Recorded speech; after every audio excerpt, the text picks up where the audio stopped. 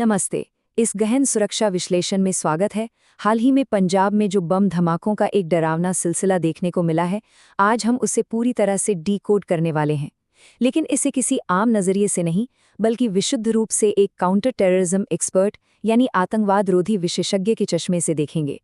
तो चलिए बिना वक्त गंवाए सीधे गहराई में उतरते हैं।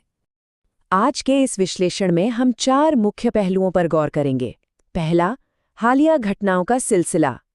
दूसरा, आतंक की एक बिल्कुल नई रणनीति। तीसरा, हमारे खुफिया तंत्र की प्रणालीगत विफलताएं। और अंत में, एक प्रोएक्टिव सुरक्षा ग्रिड का निर्माण कैसे हो। तो चलिए सबसे पहले बात करते हैं घटनाओं की, जो हमारे क्रिटिकल इंफ्रास्ट्रक्चर पर एक सोचे समझे खतरे की ओर सीधा इशारा कर रही हैं। अगर हम टाइमलाइन को देखें तो समझ आता है कि ये कोई आम छिटपुट घटनाएं नहीं हैं। अप्रैल के अंत से लेकर मई की शुरुआत तक मुश्किल से 10 दिनों के भीतर सीधे सरकारी और सैन्य ठिकानों को निशाना बनाया गया है। शुरुआत होती है 27 अप्रैल की रात 9 बजे से, जब पटियाला के पास एक डेडिकेटेड फ्रेट कॉरिडोर के रेलवे ट्रैक पर जोरदार धमाका होता है। फिर 5 मई की रात जालंधर में बीएसएफ हेडक्वार्टर्स के पास, और उसी रात करीब 10:50 पर अमृतसर में अति संवेदनशील खासा आर्मी बेस के ठीक बाहर धमाके रिपोर्ट किए जाते हैं। ये लोकेशंस सुरक्षा के लिहाज से बेहद महत्वपूर्ण हैं। और गौर करने वाली बात यह है कि ये धमाके अचानक हवा में नहीं हुए। इनका एक पिछला पैटर्न है जो बहुत ही डिस्टर्बिंग है। थोड़ा पीछे जाएं तो नवंबर 2025 में तरन पुलिस स्टेशन पर आरपीजी हमला हुआ था। उसके बाद मोगा सीआईए मुख्यालय और अमृतसर पुलिस स्टेशन पर ग्रेनेड हमले, और फिर जनवरी 2026 में सरहिंद रेलवे ट्रैक ब्लास्ट। ये सारी घटनाएं साफ तौर पर एक गहरी वल्नरेबिलिटी यानी हमारी सुरक्षा में सेंध लगने की गवाही दे रही हैं। अब यहाँ एक बहुत ही तार्किक सवाल उठता है। पाकिस्तान के साथ लगी 553 किलोमीटर की सीमा पर आज के समय में घुसपैठ लगभग नामुमकिन है। तो फिर इतने कड़े पहरे के बीच ये अत्याधुनिक विस्फोटक अपने टारगेट तक पहुंच कैसे रहे हैं? और सबसे बड़ा सवाल, इन्हें प्लांट कौन कर रहा है? यहीं से हमारा दूसरा पहलू शुरू होता है, आतंक की एक बिल्कुल नई प्लेबुक, जहां हम डिसेंट्रलाइज्ड यानी विकेंद्रीकृत हमलों की तरफ एक बड़ा बदलाव देख रहे हैं।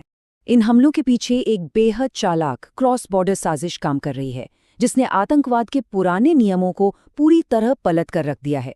एक्सपर्ट्स इसे आतंकी आउटसोर्सिंग का नाम दे रहे हैं। हुआ ये है कि सीमा पार बैठे हैंडलर्स अब कट्टर आतंकवादियों को बॉर्डर पार कराने का रिस्क नहीं ले रहे। इसके बजाय उन्होंने काम करने का तरीका ही बदल लिया है। अब वे स्थानीय स्तर के छोटे मोटे अपराधियों और नशे के शिकार लोगों का इस्तेमाल कर रहे हैं। मतलब आतंकवाद को लोकल लेवल पर आउटसोर्स कर दिया गया है। इसका मैकेनिज्म इतना सीधा है कि सुनकर हैरानी होती है। सबसे पहले रात के अंधेरे में ड्रोन्स का इस्तेमाल करके आईईडी, टिफिन बॉम्ब और ड्रग्स को सीमा पार से ड्रॉप किया जाता है। दूसरा कदम, हैंडलर्स लोकल गैंगस्टर्स या नशे की लत वाले युवाओं से संपर्क करते हैं। और तीसरा कदम, ये युवा थोड़े से पैसों या ड्रग्स की डोज के लालच में डिलीवरी बॉय बन जाते हैं और इन हाईटेक विस्फोटकों को संवेदनशील जगहों पर बड़ी आसानी से प्लांट कराते हैं। अब सोचिए कि ये मॉडल इतना खतरनाक क्यों साबित हो रहा है। दरअसल एक आम साइकिल चोर या गली में ड्रग्स बेचने वाला इंसान किसी टिपिकल आतंकवादी की प्रोफाइल से बिल्कुल मेल नहीं खाता। इंटेलिजेंस एजेंसियों के रडार पर ये छोटे अपराधी कभी होते ही नहीं हैं। इसलिए किसी भी घटना के होने से पहले इन्हें ट्रैक कर पाना काउंटर टेररिज्म के लिए किसी बुरे सपने जैसा बन गया है। और यही चीज हमें तीसरे और सबसे अहम हिस्से की तरफ ले जाती है, सिस्टेमिक इंटेलिजेंस फेलियर, या कहें रिएक्टिव पुलिसिंग का वो जाल जिसमें हमारा तंत्र अभी फंसा हुआ है। आतंकवाद के इस आउटसोर्स मॉडल ने हमारे सुरक्षा और खुफिया तंत्र की कुछ गहरी खामियों को पूरी तरह बेनकाब कर दिया है। सुरक्षा विशेषज्ञ एक बड़ी चूक की ओर इशारा करते हैं। हमारा सिस्टम अभी भी पूरी तरह से रिएक्टिव मोड में काम कर रहा है। मतलब धमाका हो जाने के बाद जागना, फॉरेंसिक टीमों को भेजना और फिर प्रेस कॉन्फ्रेंस करना। जबकि आज के इस हाइब्रिड खतरे से निपटने के लिए जो चाहिए वो है प्रोएक्टिव पुलिसिंग, यानी ऐसी इंटेलिजेंस जो साजिश रचे जाने के दौरान ही उसे पकड़ ले और धमाका होने से पहले ही उसे रोक दे। इस रिएक्टिव रवैये का सबसे क्लासिक उदाहरण हमें जालंधर ब्लास्ट में देखने को मिला। सोचिए, एक अति संवेदनशील बीएसएफ बेस के पास धमाका होता है और शुरुआत में अधिकारी बिना किसी ठोस फॉरेंसिक जांच के इसे स्कूटर की बैटरी में लगी आग कहकर खारिज कर देते हैं। ये एक बहुत ही चिंताजनक उदाहरण है कि कैसे सिस्टम कई बार असल खतरे को शुरुआत में पहचानने में ही भारी चूक कर जाता है। ऐसे हालातों में राजनीतिक और सार्वजनिक प्रतिक्रियाएं आना बेहद स्वाभाविक है। जैसा कि इस बयान में देखा जा सकता है, विपक्ष की तरफ से इंटेलिजेंस के फेल होने पर कड़े सवाल उठाए गए हैं। अगर हम इससे विशुद्ध रूप से एक डेटा पॉइंट के तौर पर देखें तो ये साफ जाहिर करता है कि एक चुनावी वर्ष में जब क्रिटिकल इंफ्रास्ट्रक्चर इतनी आसानी से निशाने पर आ रहा है, तो राज्य की सुरक्षा व्यवस्था पर से आम जनता का भरोसा काफी तेजी से डगमगा रहा है। तो फिर इसका समाधान क्या है? आइए चौथे भाग की ओर बढ़ते हैं। एक प्रोएक्टिव सुरक्षा ढांचे का निर्माण करना और स्टेट मशीनरी के लिए कुछ ठोस एक्शनेबल कदम उठाना। आज का सुरक्षा परिदृश्य पूरी तरह से बदल चुका है। अब खतरा किसी एक तरफ से नहीं है।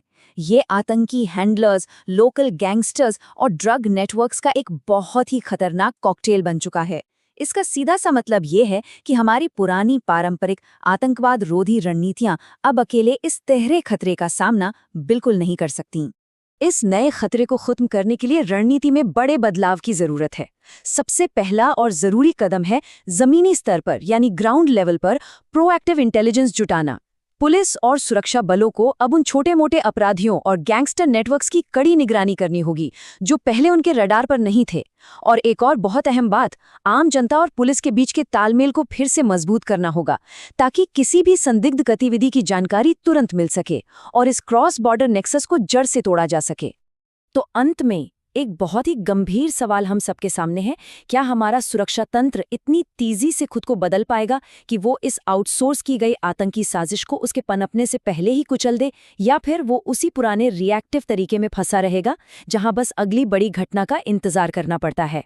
ये एक ऐसा सवाल है जिसका जवाब आने वाले वक्त में हमारी सुरक्षा की असली दिशा तय करेगा।